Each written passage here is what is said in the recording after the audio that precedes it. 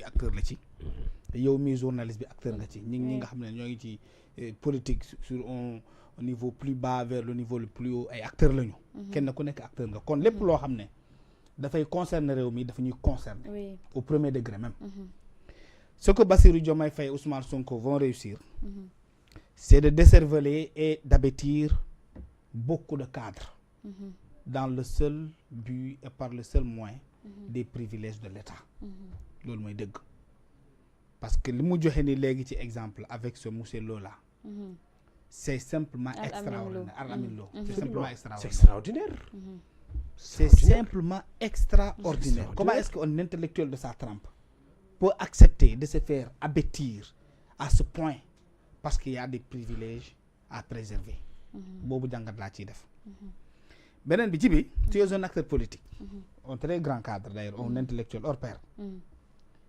mais il faut que nous refusions de tomber dans le piège de Pastef de ce régime inutile incompétent sans voix sans piste de repère xam nga lu ñu dal maa ngi koy wax ci benn vidéo d'ailleurs li dal Sénégal mooy loolu la ñu war a wax sénégalais ñu xam ko gis nga les rapports là ils n'ont pas à les garder pour eux ça n'intéresse pas le sénégalais qui est là intéressé wu ko sénégalais lambda bi nga xam ne moom mooy yeewu suba teel dem voter def ko parce que dafa am espoir ci ñi fi nekk rapport bi intéressé wu ko parce que ça ne change pas sa vie ça aggrave même sa situation sociale kon intéressé wu ko waaye comme intéressé wu ko te c'est la personne la plus manipulée depuis 2010 depuis 2014 le date d'arrivée au pouvoir mbir mi dem ba nekk virus ci ñoom virus bu presque quasi incurable ñun on doit se positionner en médecin pour les aider à sortir de cette maladie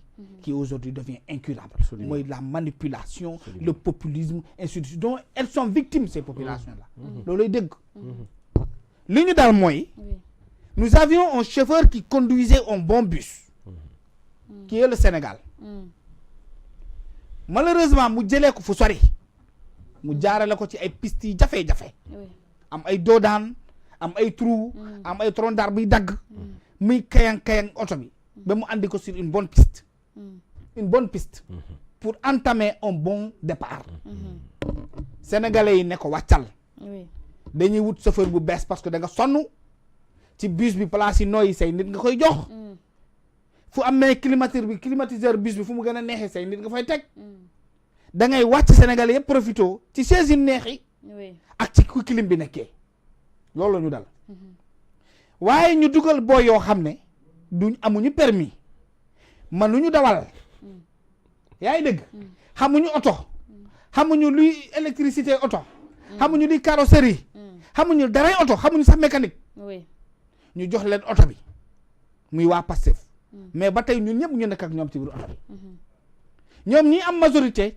di ñu tympaniser guddi gu jot booy bi mën na dawal booy bi ñu jox oto bi jox ko caabi mu dugg ci oto bi xamul fu ñuy roofee caabi bi pour démarrer oto bi xamul ne pour nga démarrer oto il faut nga am foo teg sa tànk muy kësi oto bi di ko këci ñoom ñu yuux muñ leen oto bi dina démarrer booy bi ñu fexe ba kenn ñëw rek démarrer loo ko oto bi léegi xamul ban piste lay jël xamul fan la jëm xamul destination bi Ndakaaru Njaay la xamul ndax Tamba la xamul ndax Kédougou la xamul feneen la nit ñi daal muñ leen rek dinañuy jëmee fu looloo ñu dal fu mu toll nii léegi ñooñu comme ils sont incompétents xamuñu yoon bi xamuñu piste bi xamuñu oto bi chaque jour ñoo ngi wut ni ñuy tuumalee chauffeur bi génn naan ko oto bi yaa ko yàq yaa ko jaarale ci pax yi yaa desserré yenn boulon yi sàcc yóbbu yaa jël chaise yu baax yi wàccee ko oto bi yóbbaale ko ñuy tuumal ancien chauffeur bi guddi bi waaye est-ce que sauf oto boobu noonu tuumalaate ba ñuy tuumal dina tax oto bi dem fu mu war a dem day daak sàmb c'est ce que nous traversons aujourd'hui et dire aux Sénégalais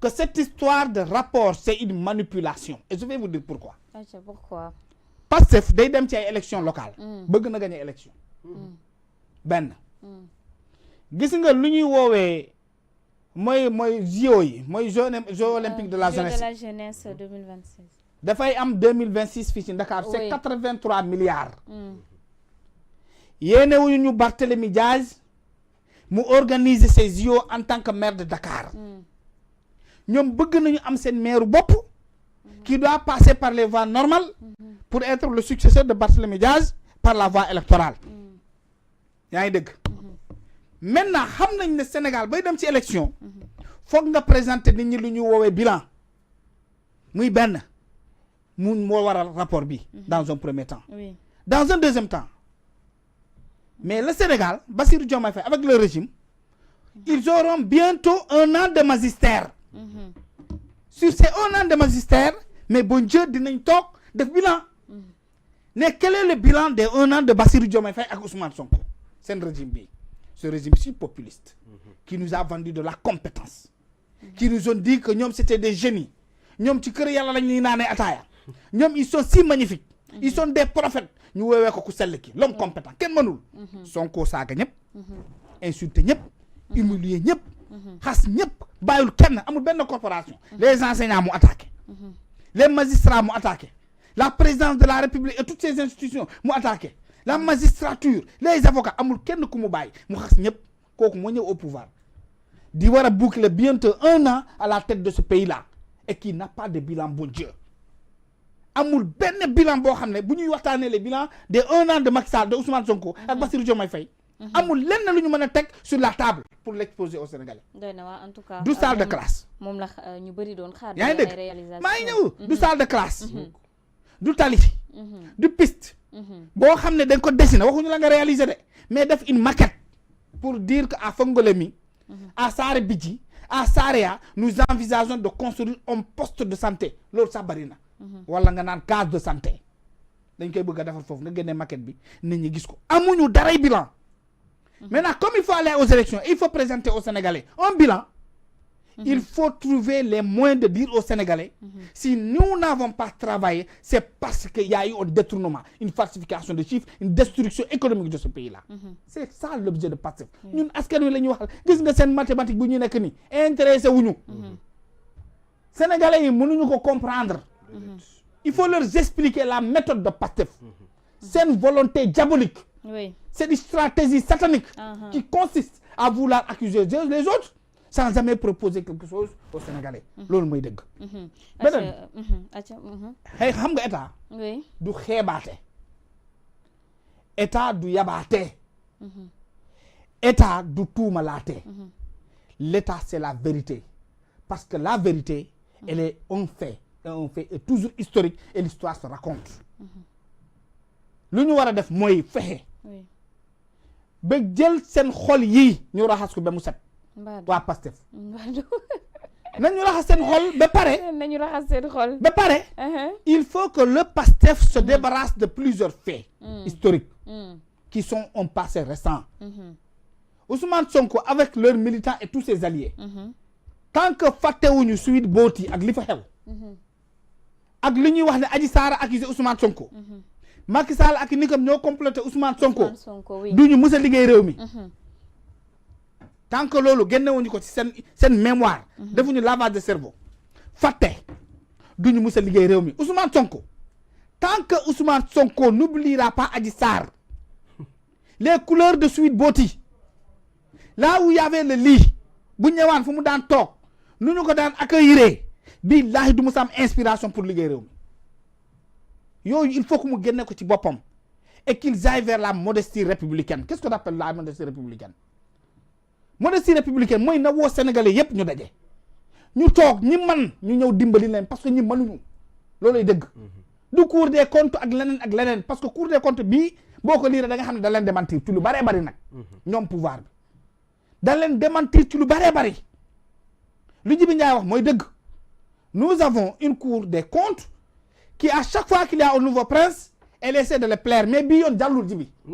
ça n'a pas passé en réalité il a voulu faire parler à des gens qui ont refusé moo waral conseillers yi rek ñoo ñëw signé ñoo ñëw siégé conseillers yooyu ne ko ñun dañuy def ay recommandations accusé wuñu kenn ay recommandations rek la ñu def nous avons recommandé au ministre de l'économie et au ministre des finances et du budget de faire des rectifications d'améliorer de rendre plus performant de passer par les pistes loolu kese la ba mu jeex ba rapport bi jeex ay recommandation kese la bu amoon ay détournement bu amoon ay falsification cour bi da koy wax jamais y a pas un seul mot falsification que tu trouveras dans le rapport ni détournement ainsi de suite ça c'est facile à savoir la vérité c'est que ces gens ne peuvent pas ils n'ont plus de vision ils ne savent pas où aller On ne peut pas gouverner un pays par le populisme.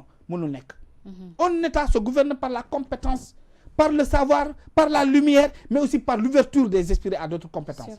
Nañu ubbi seen xol yi yaatal ko xam ne réew mi donnuñu ko ci seen wayjur ñëpp ko moom boo demee def 1 an manoo xamoo mais il faut appeler aux assises de la réconciliation qui se réconcilie avec les autres, qui se réconcilie avec ce pays-là, qui se réconcilie avec les autres intellectuels, les autres compétences. Parce que nous les donnons dimbali, signer un courrier, 100 000 personnes, 100 000 universitaires. Ils se sont rendus compte que ces gens ne peuvent pas.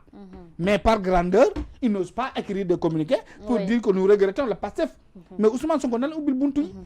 C'est vrai qu'on vous a trompé, c'est vrai qu'il y a été un tel, mais Sénégal, nous soutenons. Il faut qu'on se réconcilie. Et il ne faut pas que l'opposition tombe dans le pied de ces gens-là. Nous les rapport, tous. Ils ont trouvé beaucoup d'argent dans ce pays-là. Présidence, il dépense 45 milliards en 3 mois. Primature 15 milliards en 3 mois. Président de l'Assemblée nationale, on n'en parle même pas. Et pendant ce temps, nous sommes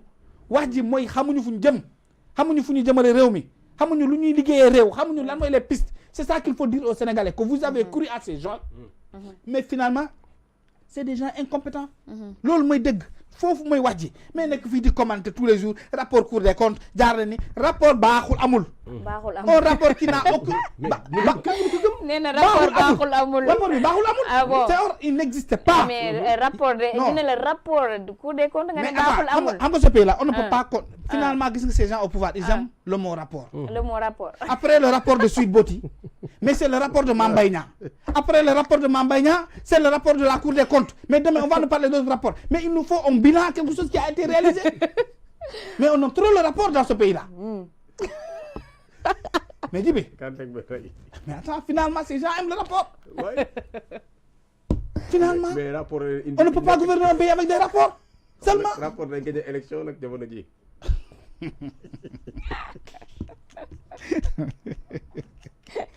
ils aiment trop le rapport, quoi, ces gens-là.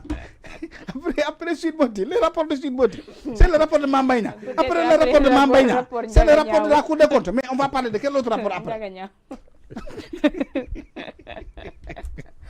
Peut-être.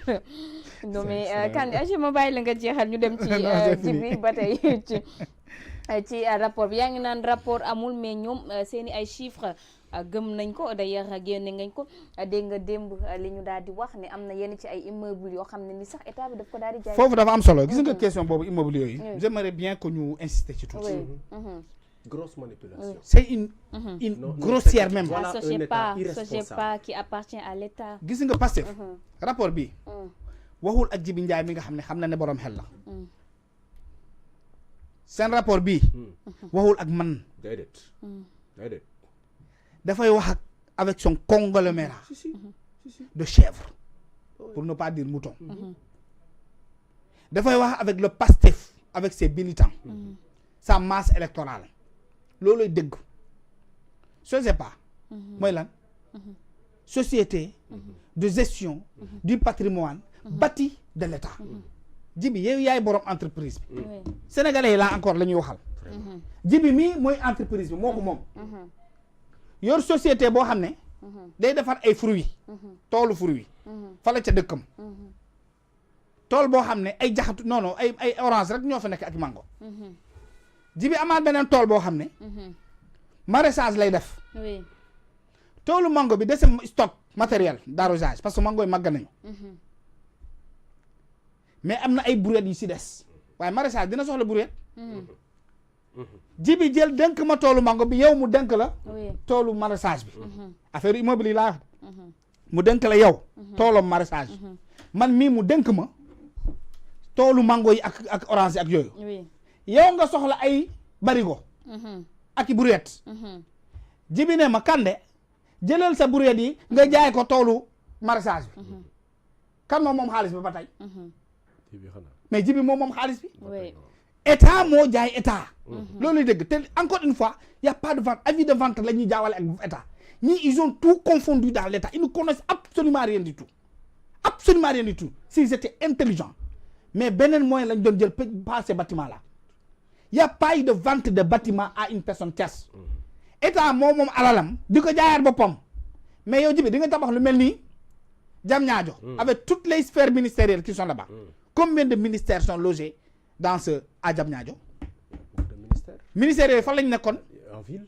dans des sous terrain lañ nekkoon ci ay pax wala ci ay bâtiment. ci ay bâtiment lañ nekkoon. ministères yooyu bu ñu leen toxalee yóbbu leen Diamniadio. bâtiment yi nekk fii dañ koy bàyyee noonu muy taxawaal. doo ko jëlee yow état nga dénk ko sa société. nee ko gérer loon bâtiment yi balaa ñoo yàqu balaa raay jinax yi ak mbottu Pastef yi ak kaña yi ak xaj yi. di ci dugg. oui. loolay dëgg. oui bâtiment yooyu da nga koy bàyyi noonu yaa ko moom c'est le patrimoine bâti de l'état. état moom mu suuf si tabax ci nekkatu ci. créer entreprise société dénk ko ne ko gérer ma ko loo ci am nga delloo ma ko. bu ko jaayee Djibi mii di privé. wala dénk la ko yow di privé. yaa ngi dégg. xaalis bi fu mu jëm. état. surtout que état dañ ne ñoom dañu ne ci seen ñàkk xam-xam état moo jaay société bale Sogepa te Sogepa état moo ko moom. parce que ils ne savent pas c'est quoi l'état.